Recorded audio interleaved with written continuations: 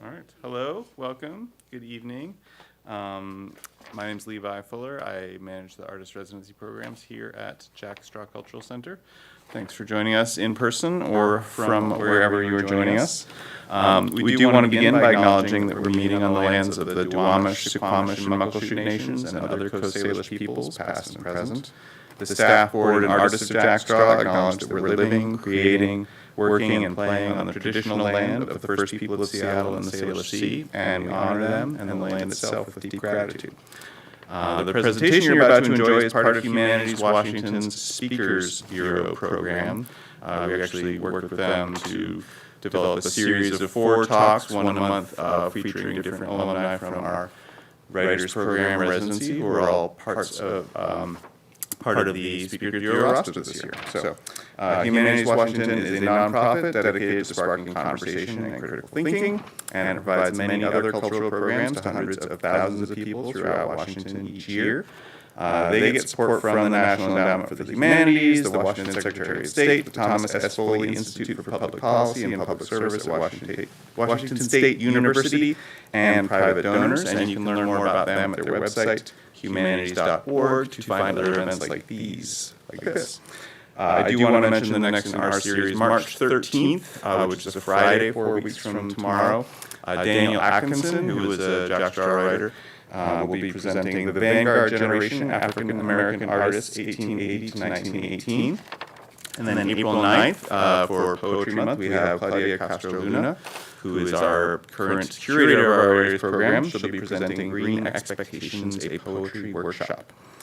I also want to mention that Jack Straw receives support for our artist programs from the City of Seattle Office of Arts and Culture, Ford Culture, Washington State Arts Commission, National Endowment for the Arts, Arts Fund, Lester and Phyllis Epstein Foundation, and of course individual contributors, and we always appreciate those individual contributions. Thank you to Tom and Daniel, our very capable technical staff, for making it so you can see and hear what's happening tonight. Thank you to Shankar for being here. He was a Jack Straw writer in 2019. It's been wonderful to follow his work over the years, and was really excited to see his name on the roster this year. So I leave you in his capable hands.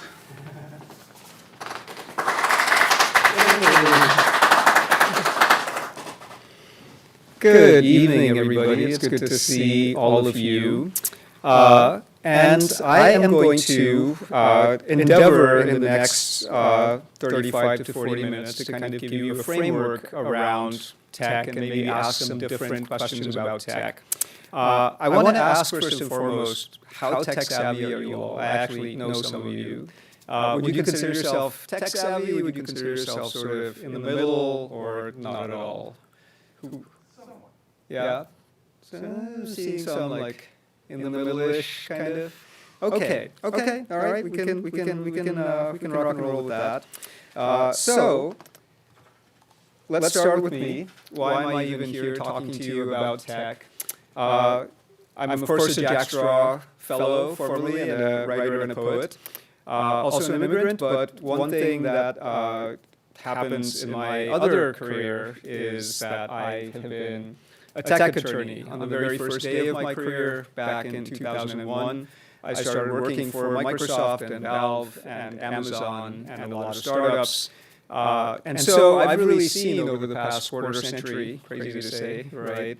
This boom and bust cycle. And I've actually held positions both in tech, right, as a tech attorney, but also in nonprofit organizations like the ACLU of Washington, as their Tech and Liberty Project Director, and even before that as their Legislative Director, talking about how we put guardrails around tech, how we actually empower communities around tech, right? So now I teach creative writing, but I'm also an independent consultant around community-centric technology, right? So I guess one thing to say is I have a clear viewpoint, right? This is not a viewpoint neutral presentation.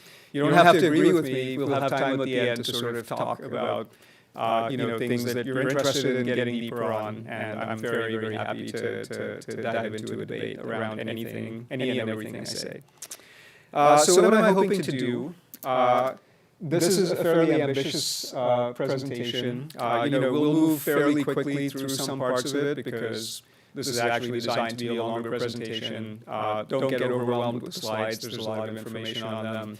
I think focus on concepts rather than, getting every single bit of information. But what I'm hoping to do is kind of level set kind of some ideas about the big picture, right? Where are we? Why are we here?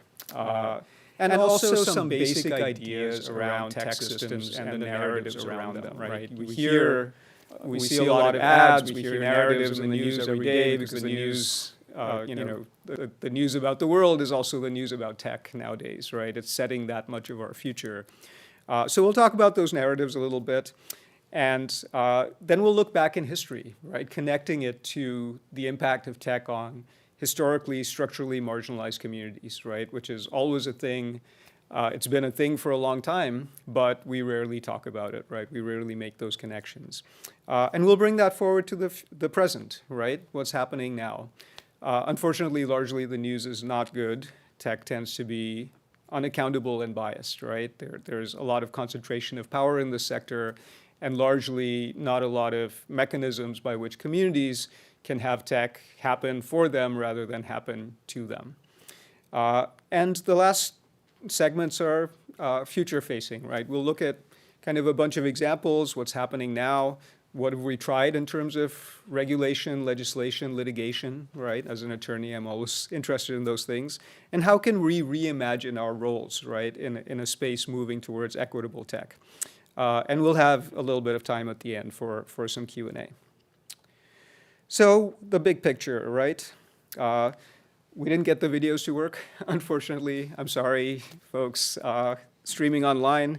I'll describe that this was a quaint video that I like to keep in my presentation, even though it happened a few years ago. It's this robot Sophie at this, this future funding symposium in the Middle East, I think in Saudi. And she's talking awkwardly to a dude, right, who's trying to interview her. And, he says, well, why are you happy? And she says something like, well, I'm always happy to be surrounded by rich and powerful people. And in just about a minute, Sophie manages to actually raise a lot of these questions, right, that we're still wrestling with in the tech space, right? So first of all, right, what is the role, right, of these technologies, AI combined with robotics, right? How will they interact with humans? She also makes very clear, right, that there's this intersection of tech with systems of power and capitalistic systems of production, right? She's, after all, right, in Saudi trying to get funding to become an even more advanced robot. And one thing that's very striking is nobody ever asks what Sophie's for, right? What problem Sophie is actually supposed to be solving in the world, right? And I wish the interviewer had. He didn't, so we may never know, right? And then, how many of you actually seen this movie, Megan? No? Okay. Well, this scene got pretty famous because Megan, the killer robot, does a very weird-looking dance that looks like, it's human, but it's not quite human, and then seizes the blade from a paper cutter and goes after a guy in a hallway. So it's creepy. It's sort of, it is part of a big thread of the narrative that tells us to focus on robots becoming sentient, robot overlords, et cetera, et cetera.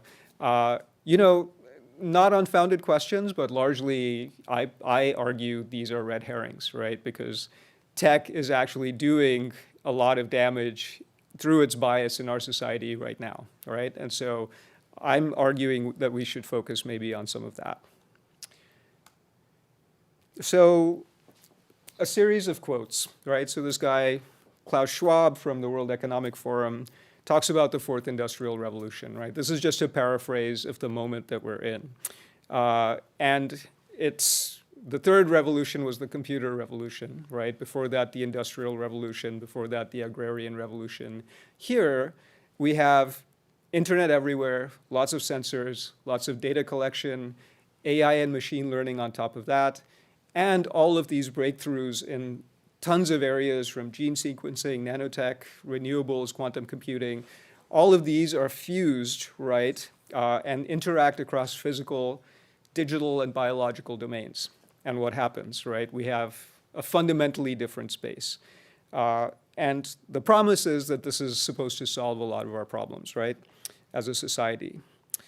These next three quotes are about the flip side of that, right? So Sita Pena Gangadharan, who's a professor I've worked with, says basically, we're normalizing surveillance, right? We have smart doorbells, we have real-time automated services, we have facial recognition everywhere. We are welcoming these products into our homes, and this allows tech suppliers to not only normalize surveillance, but actually fine-tune how they use data and collect immense granular data about every single one of us. Ultimately, that determines where we can move, how we can move, who we can move with, right? We're becoming data bodies.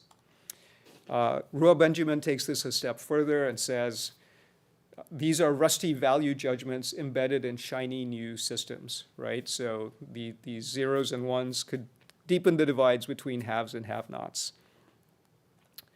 And Dean Jackson takes it even a step further and calls it techno-feudalism, right? So tech is moving us to a post-democracy America where economic desperation is the norm, regulators are few and toothless, courts are irrelevant or captured, and elections are insecure and soaked through with dark money, all right? This is serfdom, not citizenship.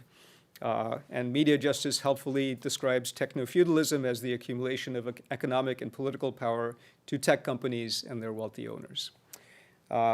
So that's sort of a preview, right? So keep all of that in mind as we move through some of these basics, and we'll come back to the big picture when we get to the present moment.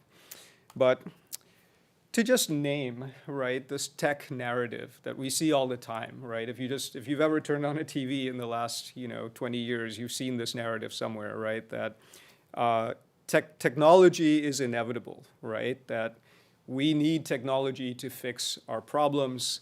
We don't necessarily ask very, very clearly how it's going to do that, but you can call this tech solutionism, you can call it tech determinism, some people can call it tech goggles, right? It's different flavors of the same idea that tech is going to come in and fix what's broken about our brick and mortar systems. The reality is that tech is a series of value choices, right? It's not neutral. These are choices made by people, and there's no scientifically neutral way to build a given technology, right? Every choice that the builders of these tech make means that a different group will win or lose.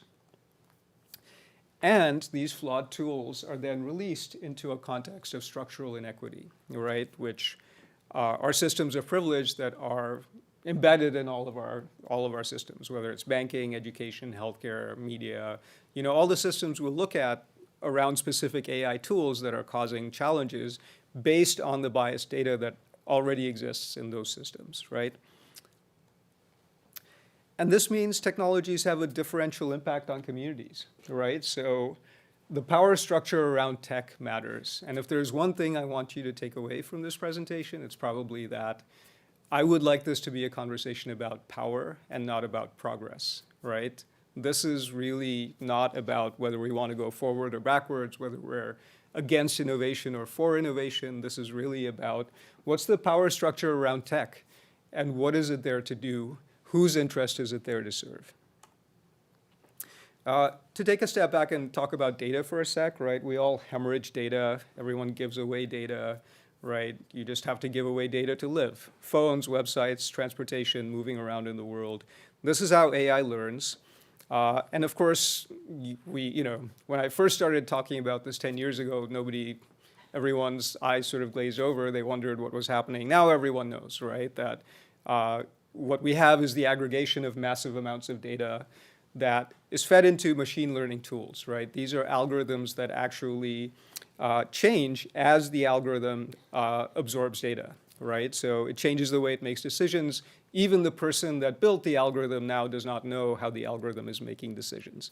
And not only that, but in predictive analytics, what you have is tools that use data to make predictions about what will happen, right? But the key fact to understand here is that correlation is not causation, right? So These tools find patterns in massive amounts of data. They use patterns to make predictions. But they don't tell you why, all right? So to take a real world example, a bank's willingness to extend credit to me might be correlated with my interest in eating a given flavor of potato chip. This is a real example, by the way, right? So we've actually studied and analyzed these tools. It turns out that AI tools, use potato chips, or so, at least this one did, right, as to be and find them to be correlated with someone's creditworthiness. But certainly, my eating that chip doesn't make me less of a credit risk, right? It doesn't cause. So the key takeaway is that AI is inherently non-individualistic, right? I'm being put into a bucket based on massive quantities of data, and the causation is unknown even to the folks that build the tools. All of this means that data is power. People tend to underestimate that decisions about them are being made based on this data that they're hemorrhaging, but they absolutely are, right? Housing, finance, whether you get a job, whether you even get a second interview, how your community is policed, the kind of healthcare you get, right? Education, big space of AI. And these systems actually obscure cause and effect, right? We don't actually know how the decisions are made, but often we don't know that the decisions are being made by automated decision systems. And we're left with the question, right? Should some aspects of humanity not be datafied at all? Not a surprise, people don't control their data because we basically, in this country, have no federal level data protections. We've got piecemeal things around particular kinds of data that tend to be quite ineffective. We have some state level protections, but largely, data brokers have open season on you, right? They're files, right? They're portfolios with many, many, many, many thousands of data points about every one of us being bought and sold right now. And this has led to what you might call data colonialism, right? An AI gold rush of enclosing as much data as possible. And interestingly, they can use these tools without actually running afoul of any data protections that we currently have. So that's the incentive structure here, right? Gather as much data as possible, even if you don't need it right now, because you might need it, and the more data you have, the more the richer your predictive analytics tool can make an analysis of a given individual. People also tend to overtrust the science, quote unquote, behind AI systems, right? So this is from XKCD, one of my favorite webcomics, and it's someone standing on a pile of what looks like garbage. And the onlooker is saying, this is your machine learning system. What if the answers are wrong? Just stir the pile until they start looking right. And this has actually been borne out because we've had court cases, in my time in this space, where we have actually had tools, AI tools, open up to scrutiny, and the internet would light up, right? Because they were just so bad, right? And yet these tools were being made to make important decisions. In the case I'm thinking about, it was a DNA tool, a predictive DNA tool used in New York City to determine the likelihood that someone's blood sample was part of a forensic crime scene blood sample. So this was being used to send people to jail, and yet it was complete junk when the data scientists actually looked at it.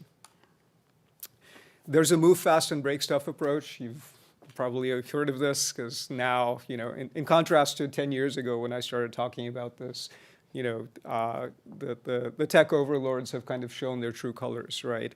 And they have, I think, made very clear that they want to move as fast as possible in deploying massive AI systems, and like OpenAI and Anthropic.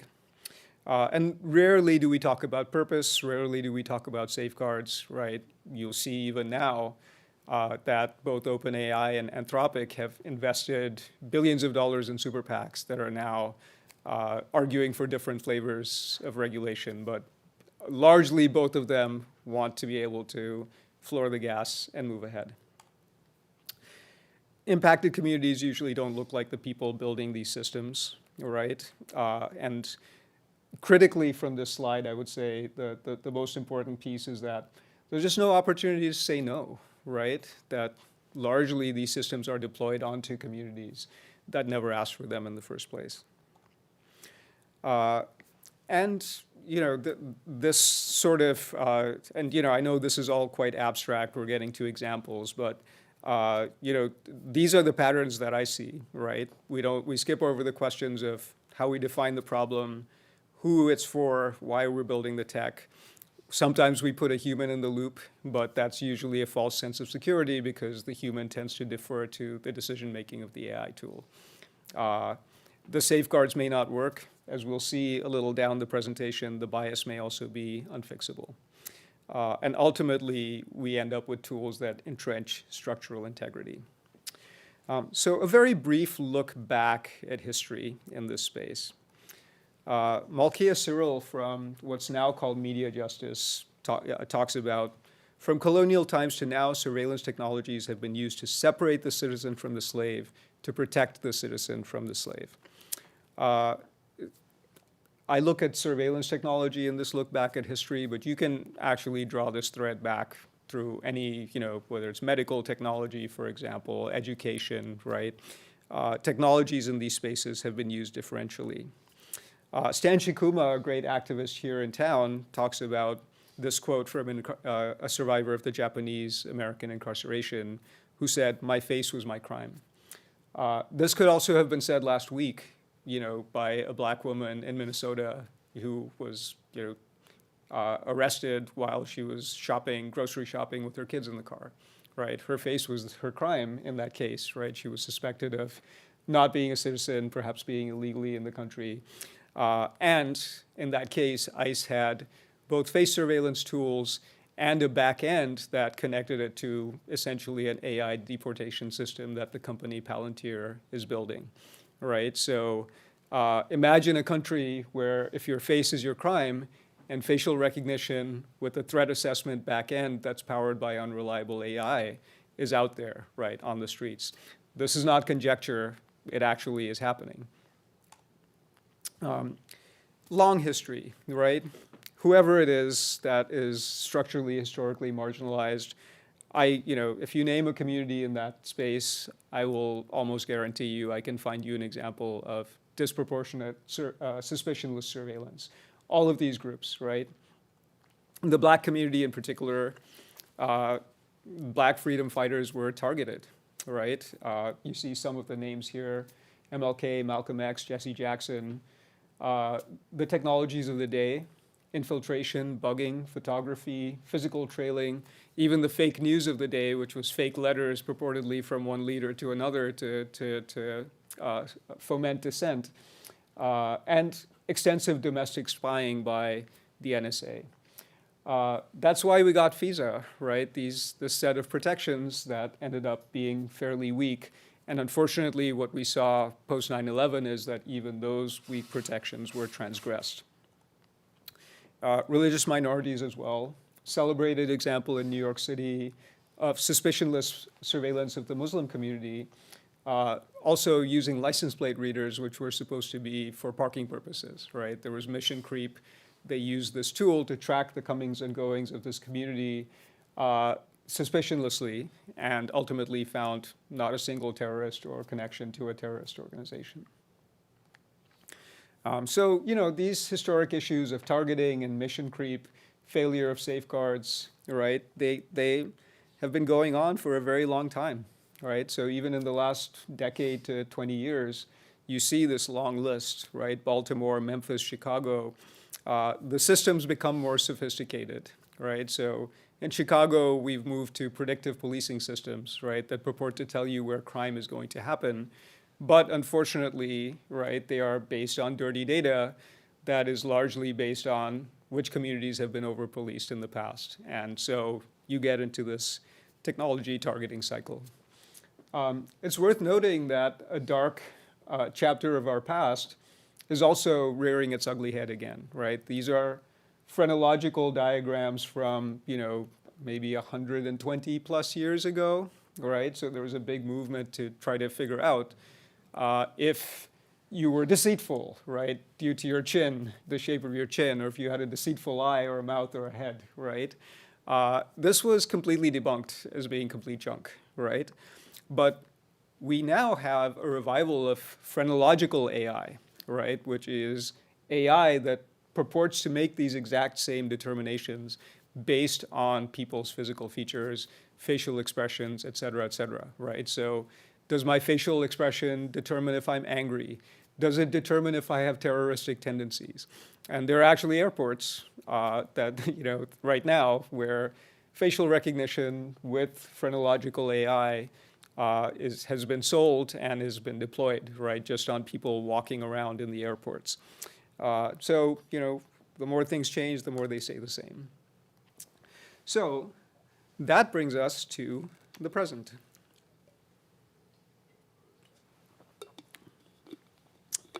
And once again, my emphasis is on this being about power, not progress, right? So this is kind of the sum up of where I think we are right now. And, I'm not the only one, right? There are respected think tanks, and particularly AI Now's 2025 report, which kind of follows these same broad lines, right? That we have this big consolidation of power in big tech.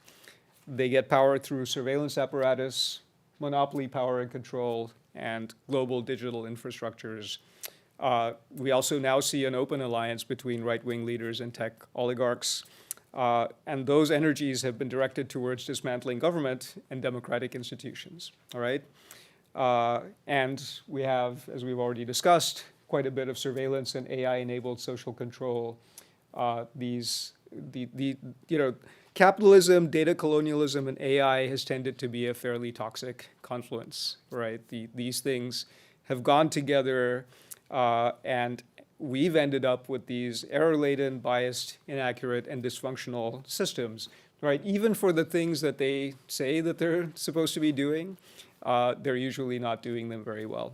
And, there's that whole debate, and even beyond that, a debate about what power structures these tools are being deployed into, right, where these systems are already broken. I've mentioned red herrings. I'll make these ideas explicit, right? So I think the wrong question is, can AI help me write my term paper or cure a disease, right? AI is going to help us cure cancer.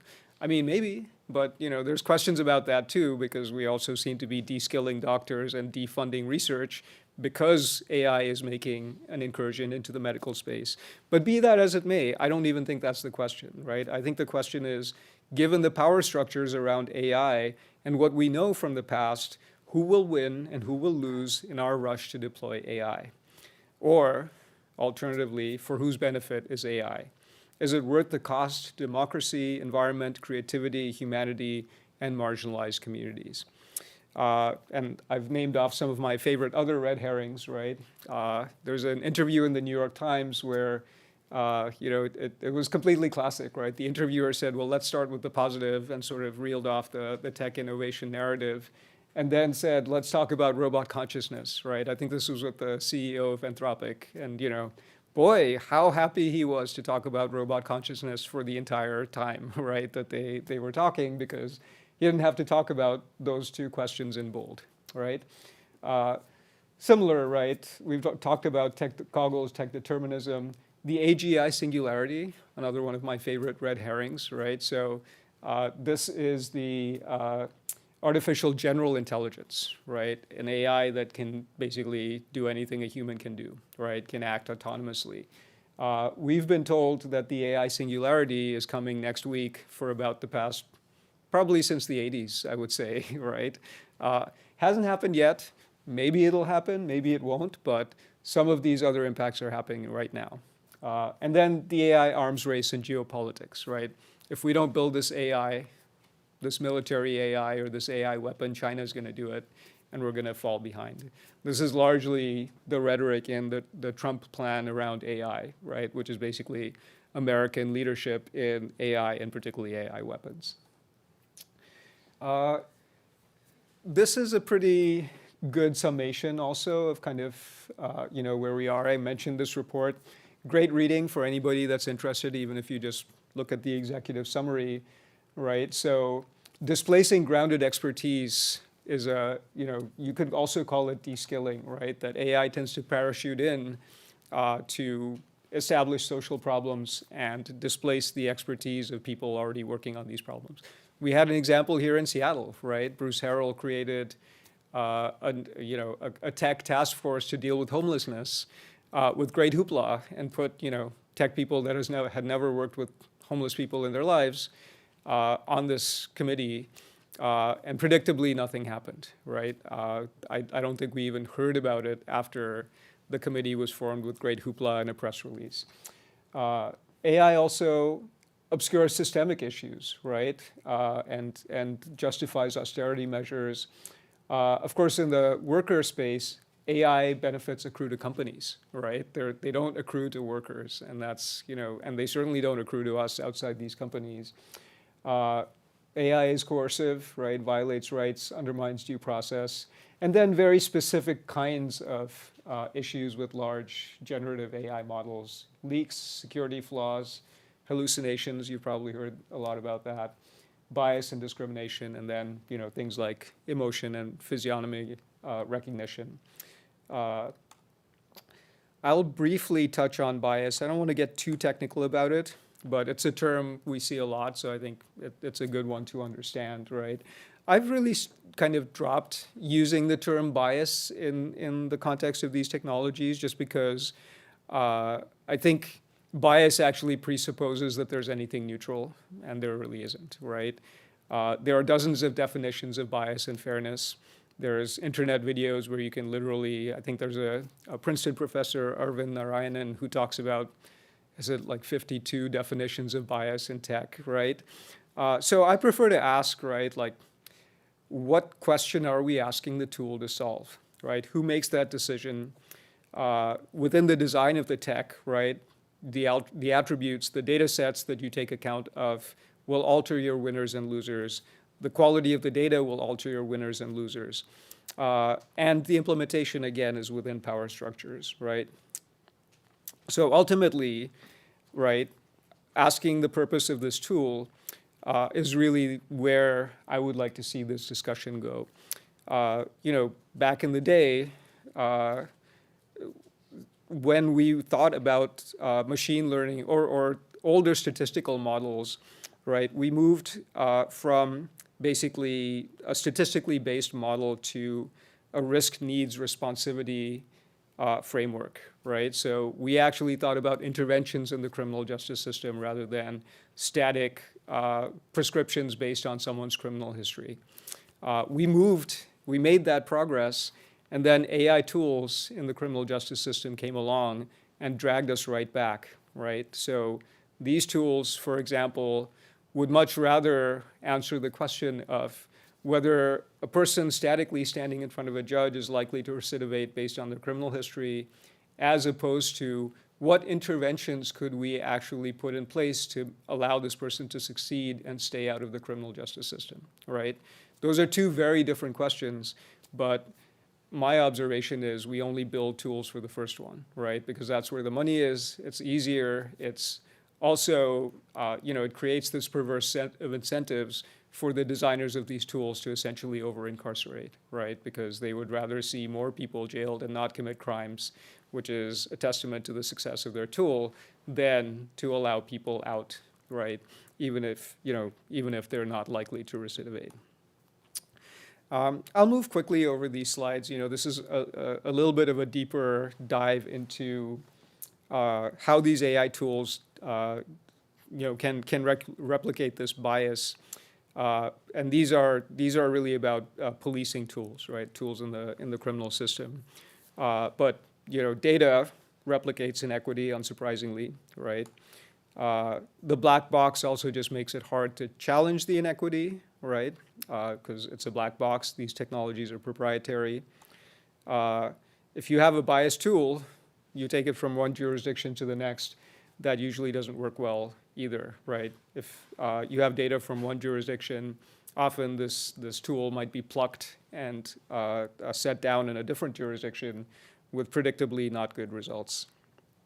And then, if you have existing biased data in the criminal system, like arrest photo databases, right, which obviously reflect which communities have been over-policed in the past, you layer face surveillance onto them, which itself is better or worse at recognizing certain groups of people. You end up magnifying, right? You're layering two inequitable tools on top of each other. You also have this revolving door between agencies, government agencies that are selling, or that are buying these tools, and the vendors that are selling these tools to government, right? Often the government people, in my experience, actually defer questions about how the tool is working to the third-party vendors, who might be working for the government next week, and vice versa, right? So I've seen that quite a lot of that, and also these companies tend to sort of batten down the hatches and really protect the intellectual property in these tools through legal frameworks like trade secret and non-disclosure.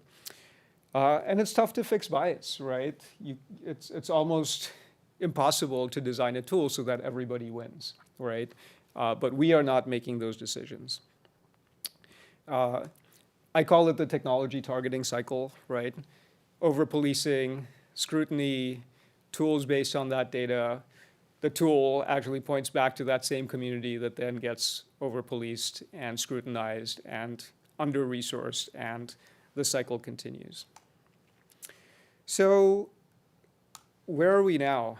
I think a good way to describe this is we're in a space of live testing without safeguards, right? If you did any of this stuff in a university, you'd have to go through a human subject protocol, right, and do a ton of sign-offs. If you're a tech company, you don't have to bother with any of that. You can just launch your tool out there and see what happens. These are all real-world cases that happened while I was at the ACLU, and these tools have not tended to get any better. But lots of AI in education. We have 10 years of data on this now, right? And I think the summary is everywhere we've looked for bias, we've tended to find it. Whether it's in public benefit system and the child welfare system, disability caseworkers are being farmed out based on AI algorithms, right? So someone might find that they have 30 hours with their caseworker, it's now been cut to 10. Why? The algorithm said so, right? And happily we were able to challenge some of these, but it was a very piecemeal endeavor, right? A difficult endeavor that is just not. There's no resources to do this, right, with every tool that's put out there. So it's led to what Virginia Eubanks has called the digital poorhouse. Even a couple of years ago, right, when in the Biden White House, the Office of Science and Technology recognized some of these issues, right? And these are very randomly selected examples. I'm not sure why they picked them to put in the report, but they talked about sentiment analysis, right, that picks up on the internet bias against certain groups, virtual assistants that don't get Southern accents, hiring algorithms, of course, right, lots of problems there, and then mortgage approval algorithms extend housing discrimination, which, as we know, right, has been around for a long time.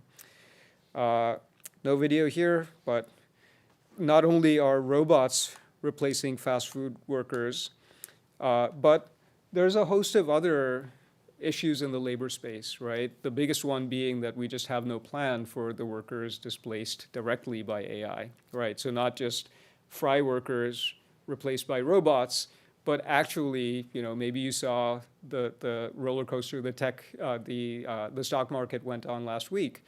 It was based on a sudden realization that AI might actually put tech companies out of business, right?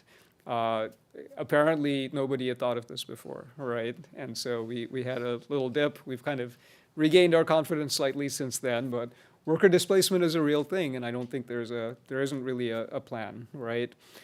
You also have automated hiring. You have extensive workplace surveillance and worker scoring, productivity targets, algorithmic worker wages and benefits, right? So paying one worker differently for the same work as another worker based on an algorithm, widely prevalent.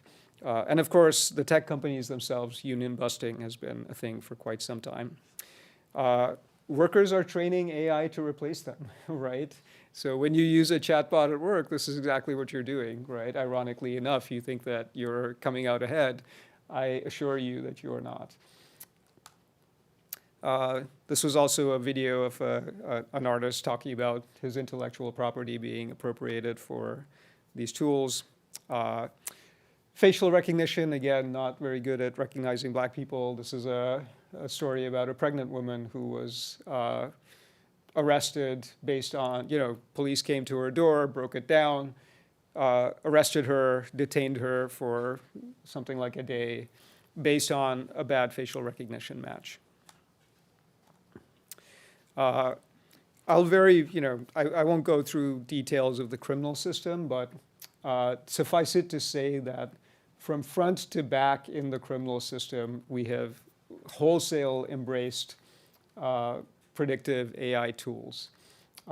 From the front end of who gets policed and how they get policed, right? We've incorporated facial recognition and threat assessment systems into body cameras, exactly as I predicted 10 years ago that we would, right? And I testified in our legislature, and the tech company sat right next to me and said, oh, we would never do that, right? Here we are. Predictive policing, pretrial risk assessments, predictive sentencing, right? People getting different sentences because an algorithm said so, even though two defendants are exactly similarly situated in terms of what they did. A lot of talk on body cameras, particularly these last couple of weeks, right, because of Renee Good. Largely, they have, because of the systems of power around them, they have either been ineffective or actually increased violence. And largely that's because police have control of the narrative, right? They largely get to write the rules around body cameras, and they've very eagerly incorporated them into this outward-facing surveillance system, right, that incorporates AI-based crime detection, right? So next time a cop comes to your home and, either has a warrant or you let them in, their body camera is recording the inside of your home. And it may flag, right, that there are certain items or things that are correlated with, possible criminality, which then exposes you to greater scrutiny. And of course, pervasive surveillance in public places as well around these body cameras. We could talk about face surveillance for a long time as well, right? Ultimately, what we're seeing in some jurisdictions is this pervasive, suspicionless, real-time biometric surveillance without meaningful purpose definitions or civil rights protections. Lots more stuff to say on facial recognition. We can come back to it if you are interested in it, but these are, I think it's just such a rich area to talk about because every step of the process of facial recognition has some inequity baked into it, right? Whether it's the race, gender, and accuracy, which most people know about, the training databases, right? I mean, the companies running these tools have largely been very unscrupulous. Clearview AI, which was one of the companies making the systems in Minneapolis, had a lot of problems with their training databases, right? They were unethically scraped from the web, and they actually had to come to a settlement around that. Comparison databases, right? Driver's license photographs, deeply problematic, obviously, because nobody actually consented when you got your driver's license to be in a criminal lineup. And they just misused, right? So agencies largely refuse to think that these tools have limitations. And my favorite example is the police agency who took a hand-drawn sketch, a hand-drawn witness sketch, and put it into a facial recognition database, and then came up with a bunch of false matches, right? So, you can imagine what happens when these tools get out into the wild. And then I mentioned phrenological technologies, right? This is an example I like to use, which, one of the systems actually analyzed both of these photographs and said that the black player was 57. No, I think it's the other way around, actually. The white player is 57% happy and 0.1% angry, and the black player has 27% anger in them, right? So again, imagine extending this a step further to threat assessments around whether folks are dangerous. Lots of things to say here. We'll kind of move over sentencing, core challenges, smart cities, right? Where this is coming back into the news in Seattle, right? Because our city council recently had a debate over what are we going to do here, right? We have deployed, for example, license plate readers without particularly great protections, and now ICE is using them in other jurisdictions. What can we do about it here? But these are far from the only ways in which smart city devices can actually be used to track movements. And it all comes to a head in Minnesota, where you have 2 different mobile face surveillance tools, other biometrics, monitoring of social media, geofenced, cell phone tracking, and this company, Palantir, building this back-end database deportation system, AI-based deportation system. Is it compatible with democracy? Biometric infrastructure is here every bit as much as it is in China. But if you think that's bad for democracy, wait until you think about mis and disinformation, right? Which I think is one of the most intractable challenges for our democracy.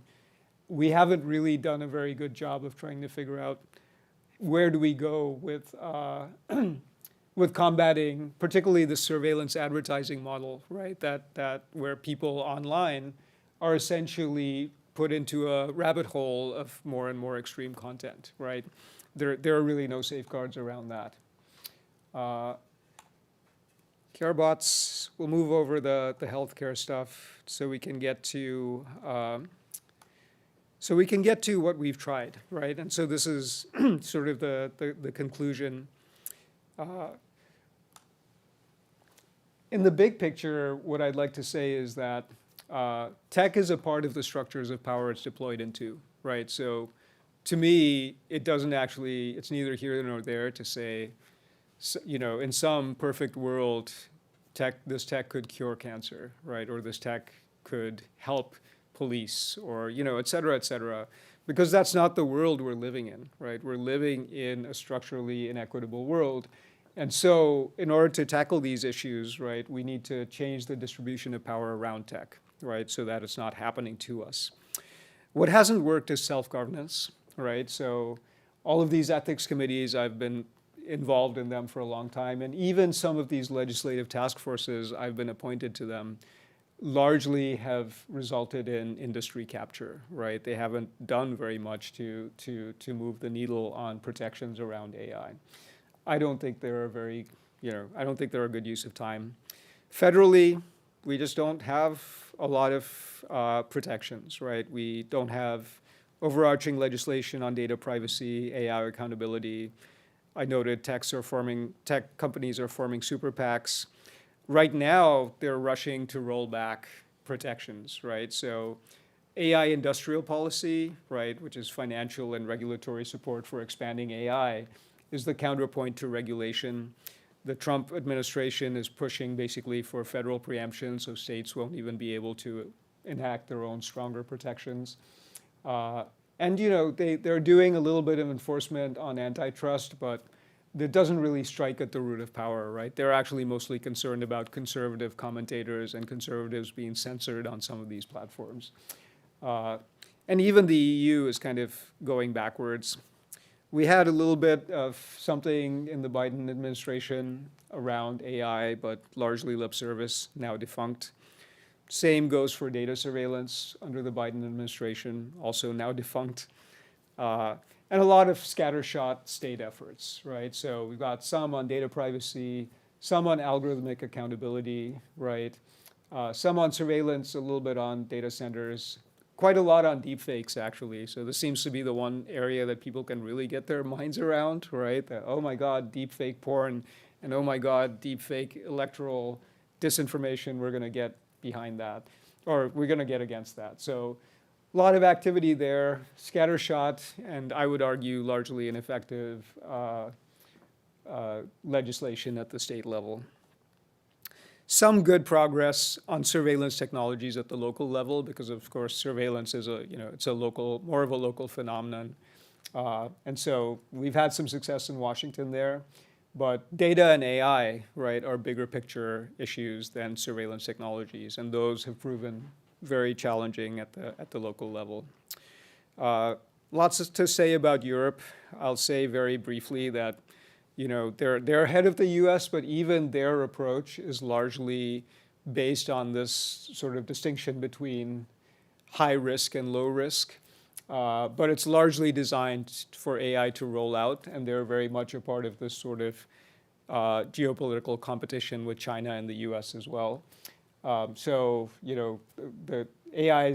European AI Act was critiqued by 115 civil society organizations for an enabling framework for data-driven abuse. All right, so some stuff there, but not particularly great. And then finally, litigation around AI and data. Hodgepodge, a whole bunch of stuff, I would say, has been thrown against the wall. Not a lot of it has necessarily stuck, because I think judges are just struggling to conceptualize AI as being anything more than a sophisticated statistical analysis, right? They think it's just stats when it really is a major game changer. So what do we do? How can I act? And how do we get to better equity? Well, Ruha Benjamin basically had something to say about it that I think sort of tracks with where I would like to go, right? Which is really a rights-based approach, right? So this is just enumerating some economic, social, cultural rights, civil and political rights. The key, I think, is to envision a future of human prosperity that doesn't actually center AI, right? That asks the question, how can people live their lives with autonomy and agency? What can we take off the table, right? What don't we allow to become datafied? And what might a rights-based approach look like? I think it looks like taking a bunch of really troubling AI off the table entirely, just saying no, not compatible with human dignity and human rights, as the Europeans, I think, have attempted to do with their AI statute. And turning off the spigot of data, right, so that we actually have some rights in our data and we're not just feeding power into big tech companies.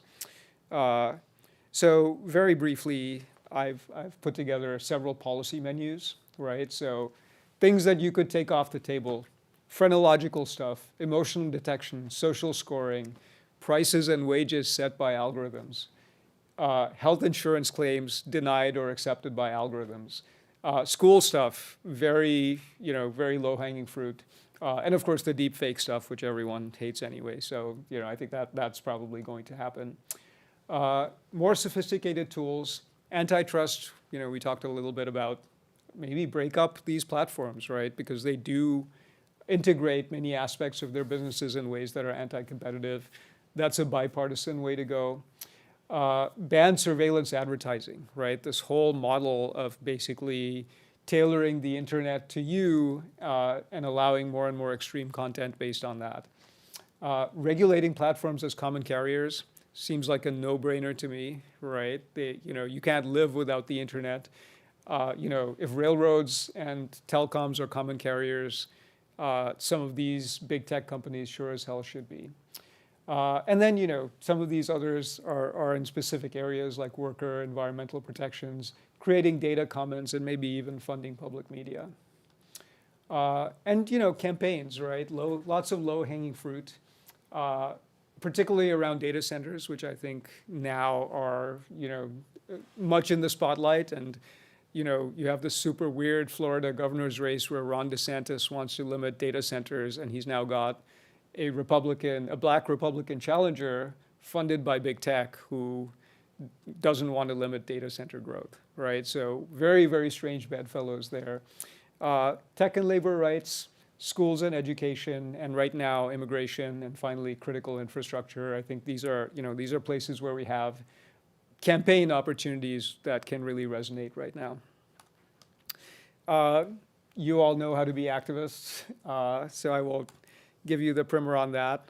What I will say is that, I think we're seeing glimmers of hope in this space, right, through this hyper-local organizing, where there is this multi-sector movement. These organizations didn't exist, a few years ago.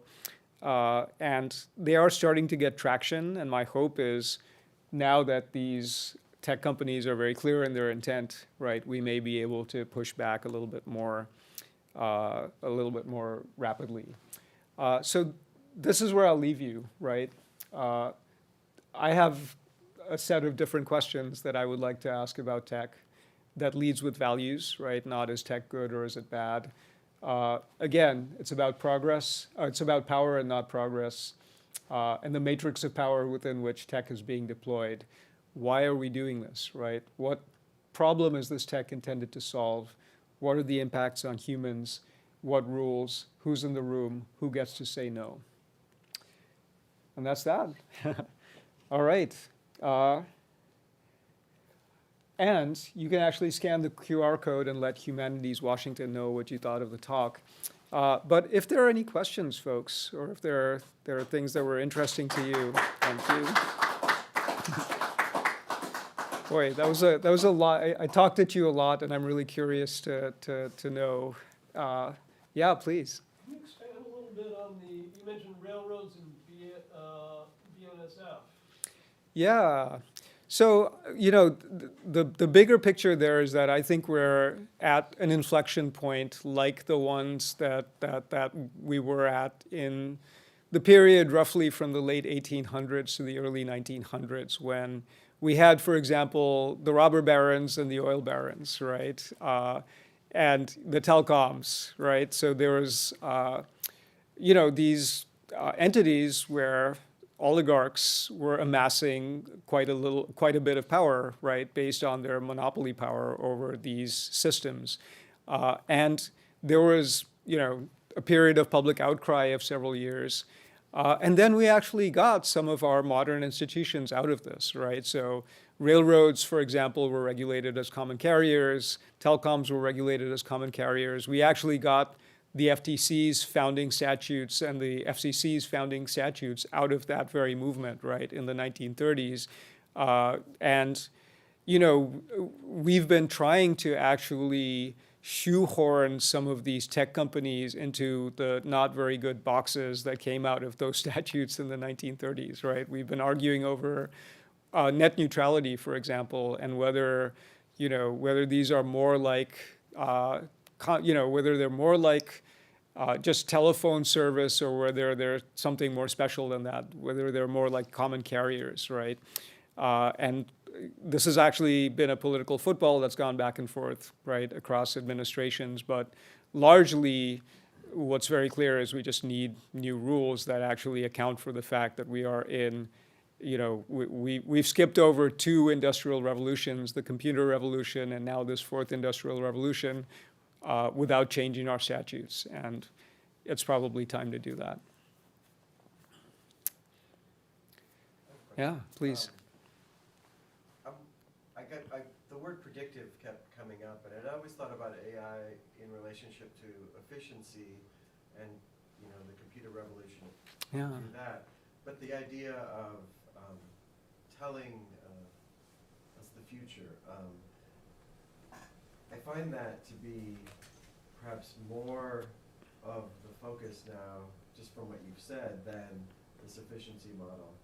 And I wonder and it got me thinking about predictive markets and gambling, Mm-hmm. and the normalizing of gambling, especially sports gambling right now, with this interest in predictive markets. And I don't know if you've thought about that or have anything to say about that, but I think this idea of predictive markets seems like that's the intersection for me. Yeah, it's really interesting. I mean, I have thought a little, what certainly strikes me is that both of these spaces have the same kind of Wild West sort of move fast and break stuff culture, right? I mean, Kalshi, right, like is now saying you can, their slogan is trade on anything. And I'm always struck when I look at some of the financial products in this space, right? That they all, they are, or even the crypto ads, right? They all purport to be an improvement on some existing brick and mortar system, and then there's very fine print saying, well, this is not a bank, it's not FDIC, insured, right? You could lose your life saving, but that's very, very, very small print. So I think the ethos is similar. I do think that there's not a lot of appreciation for that basic correlation is not causation idea, right? And largely AI is being mined for its predictive power, even if the real world consequences have nothing to do with people's actions, right? That's the place where I think everything breaks down, where I don't know what piece of data it was that I hemorrhaged, right, that causes my health insurance to go up, right? Was it because I drove through the wrong neighborhood? Did I associate with the wrong person? Did I eat the wrong potato chip, right? All of these are plausible, and in fact, we know that there are actual examples, in the real world. And so that lack of transparency, I think, is also a part of, some of these futures markets, right? There is that sort of gambling culture that goes along with them, and the no guardrails culture. Maybe it goes deeper. I'm curious to keep thinking about it. I have also been struck by just how readily, right, some of these, gambling has long been seen as a vice, right, and yet in this space, politicians still largely talk about it like a vice, but in this space, those rules don't seem to necessarily apply, right? And politicians are afraid to kind of move in that direction. And in fact, I would maybe also liken it to marijuana legalization. That I was involved in that in Washington, and I was actually very surprised at how rapidly the Republicans jumped on board with that, right? None of them would say. I mean, sometimes they'd say behind the scenes, off the record, right, that they smoked or they were marijuana users. They wouldn't say that on the record. But what they saw was financial opportunity, and they jumped on board because of that. Yeah. So you're going to be taking this on the road. Mm-hmm. I'm wondering if you're anticipating any pushback on what you're presenting and what form that might take. I'm assuming you're going to be sort of preparing yourself for that. Oh, yeah, I've been preparing for the last 10 years, honestly. I mean, this is the first Humanities Washington talk, but I've been giving this talk in some form for a decade. And in fact, even, teaching law, tech, and ethics at SU and UW, I think those classes prepared me quite a bit because there were definitely some dedicated tech determinists, right, like in the class. But, I'll say, moving through these, maybe a single presentation isn't going to be enough to change someone's mind. But, I always say, look, I'm absolutely not a Luddite, right? I've actually, often been an early adopter of tech.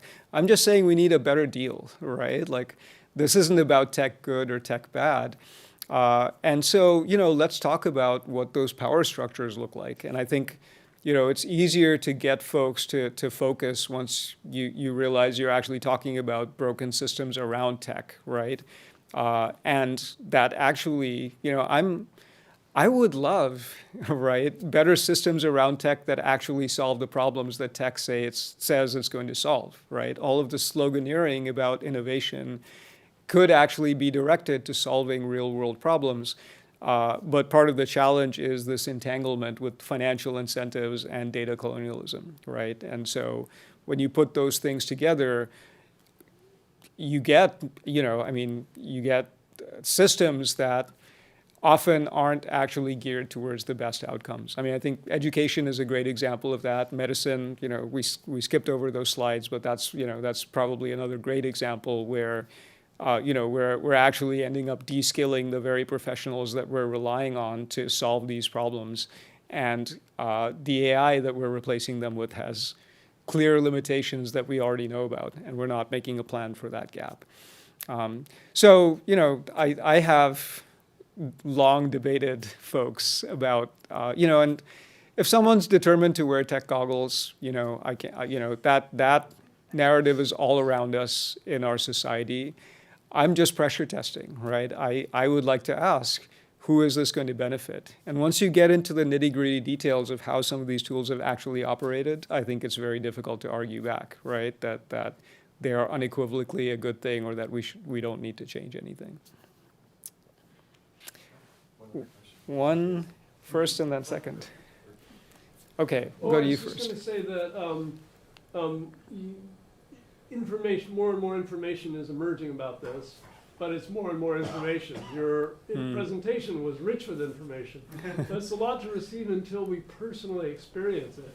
So, for example, for myself, two recent epiphanies that just sort of help make it more personal to me and inspire my participation. One is realizing that the construction outside our studio here that's been going on for a year is, we have been told, is to improve the efficiency of our transportation. But of course, the technology that improves the efficiency of our transportation can also monitor, control, and impede our movement, depending on how the technology is used. The other epiphany Yes. was going through the airport a couple of weeks ago and being asked by the agent, the officer for my ID, and then being asked to look at a camera. And the camera has a notice on it that says something about You can opt out. facial recognition is optional. Yep. Now that you're looking over here, you can. But I'm Yep. looking at the camera and I'm in a hurry to catch my flight, so I kind of go, what was that? And I Right. brush on through it, and it occurs to me afterwards, that is the moment where I have agency to read that notice and say, no, I don't consent to this, and make a choice about it.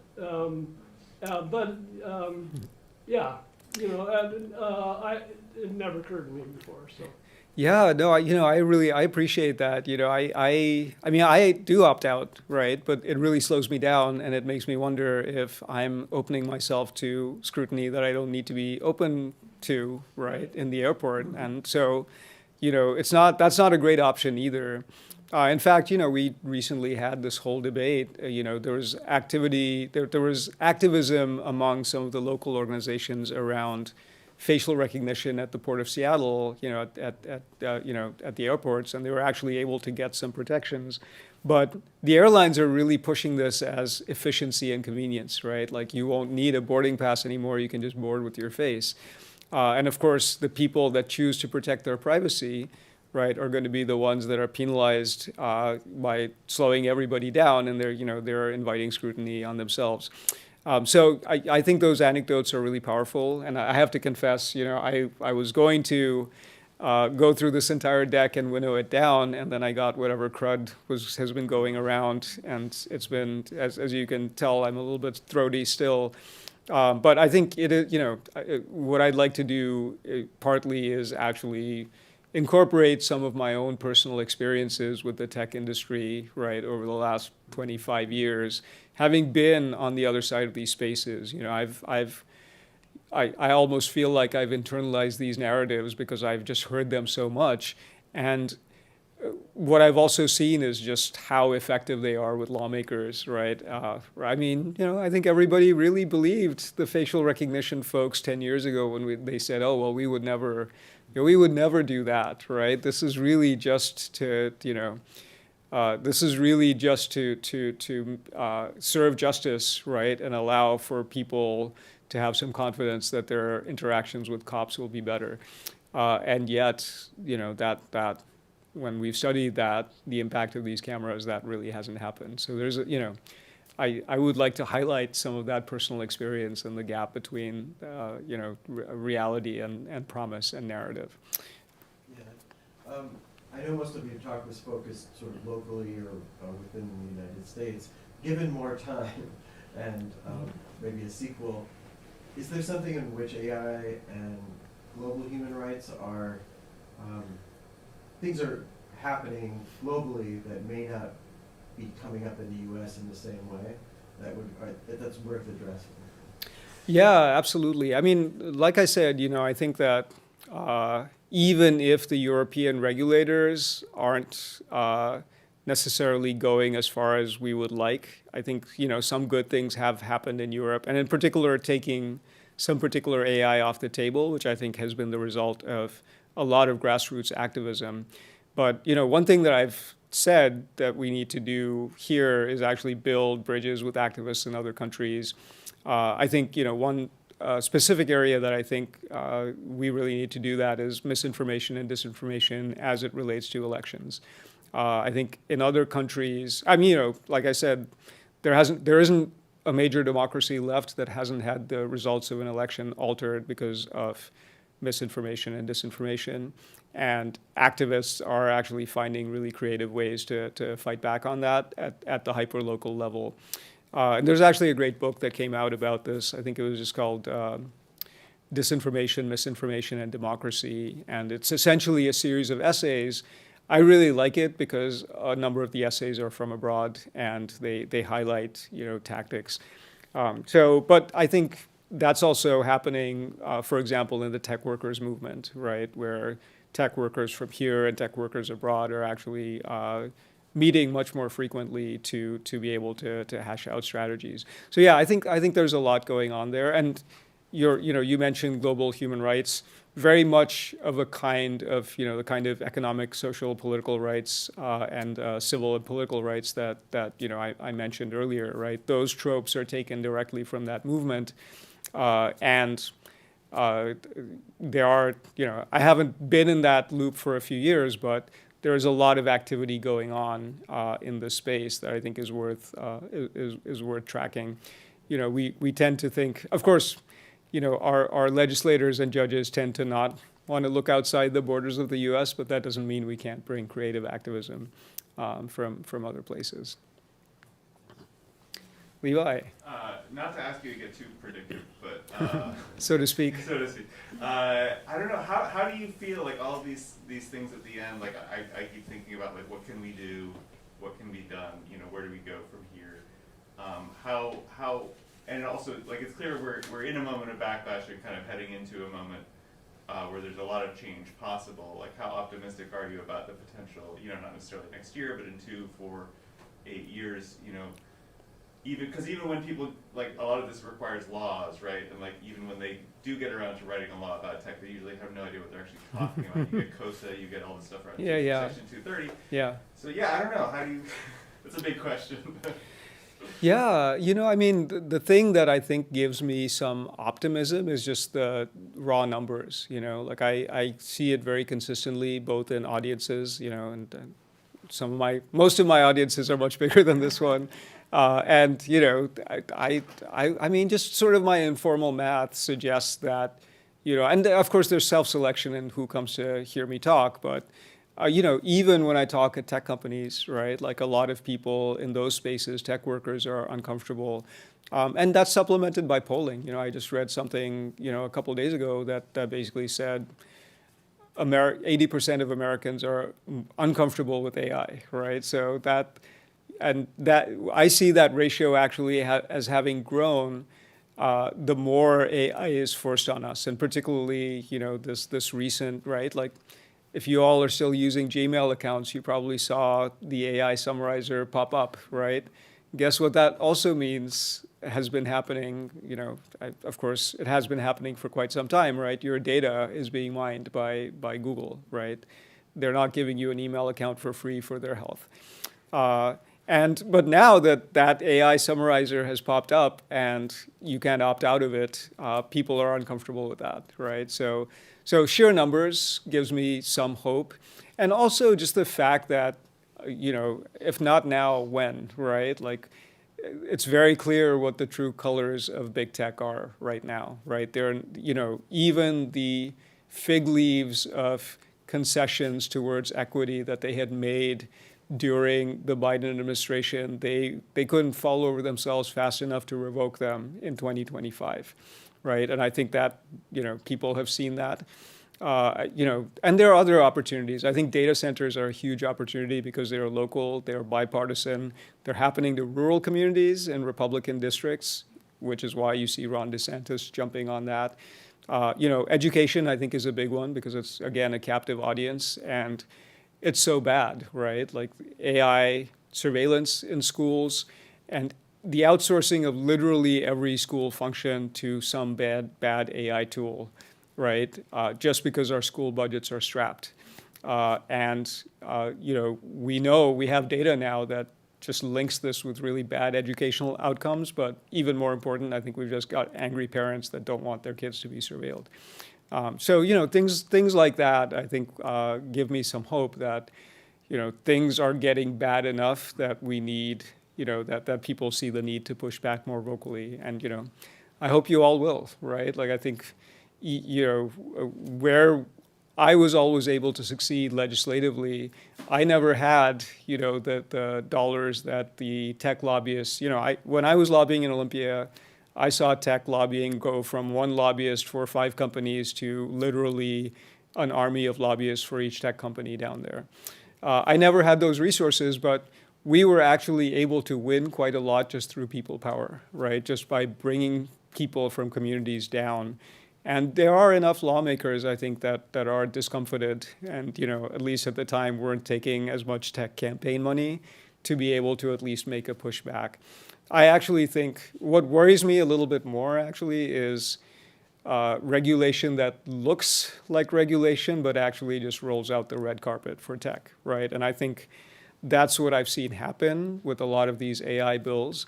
I would like to, which is why I think some of these red line statutes around, taking phrenological AI off the table could be, a really good direction to go, right? Because it was just hard to argue that your face should determine whether you're a terrorist and that should go in a database, right? Just not I think that creeps out enough people that we've got momentum there. So specific places, specific low-hanging fruit, but I think the numbers are there, and, people just have to feel like it's getting bad enough, and there are people organizing around these issues right now as well. Well, thank you so much, Shankar. All right, folks. Thank you. Everybody. That was fun. Next time we'll have videos. Yeah, sorry about that.